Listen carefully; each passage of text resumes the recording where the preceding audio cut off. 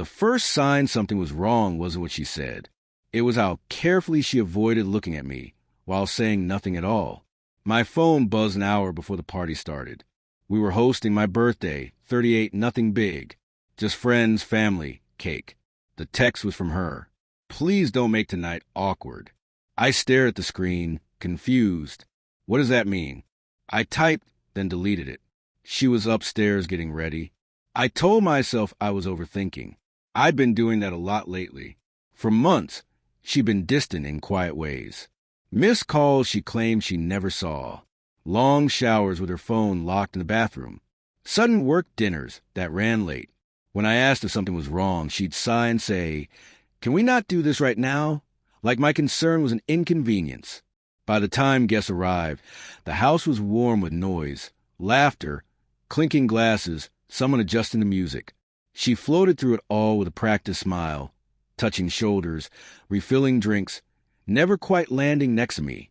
When people wished me happy birthday, she smiled at them, not me. Halfway through the night, my sister tapped a glass and called for attention. "Speech," someone shouted. I felt embarrassed, but happy. Then my wife stepped forward before I could say anything. She cleared her throat. "I just want to thank everyone for being here," she said. Her voice didn't shake. "And since we're all together, I think it's time I was honest." The room quieted. I felt a prickle crawl up my spine. "I've met someone," she continued. "Someone who makes me feel like myself again." A few nervous laughs rippled through the crowd, waiting for the punchline. I looked at her, searching her face for a sign this was a joke. There wasn't one. "He's here tonight," she said, and gestured toward the doorway. A man stepped in from the hall. I recognized him instantly. Her co-worker. The one she'd said I was paranoid about. The one whose name showed up on her phone at midnight. The room went dead silent. I don't remember standing up, but suddenly I was on my feet. My heart was pounding so loud I could barely hear my own voice. "You're announcing this," I said slowly, "at my birthday party?" She looked at me then, really looked, and for a moment I saw something like regret. "I didn't want to keep lying," she said.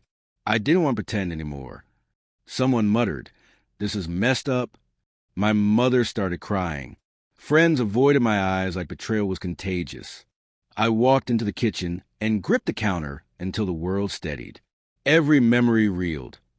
Our first apartment, late-night talks, the way she used to squeeze my hand when she laughed. How long had those moments been lies? She followed me. "I didn't plan it like this," she said. "But I couldn't keep living half alive. And humiliating me brings you back to life?" I asked. She flinched. "I'm not the villain here. We were already broken." Maybe we were. But broken things don't deserve to be shattered in public. I asked everyone to leave. Most did, without a word. The man, her boyfriend, hesitated, then left too. She watched him go. Something soft in her eyes that used to be reserved for me. We talked until dawn. She said she'd been unhappy for years. I said I'd been trying. We were both right. We were both too late. She moved out the next week. The house felt enormous after that. Birthdays are strange when they become landmarks for loss. But as the weeks passed, something unexpected happened. The humiliation faded and clarity took its place.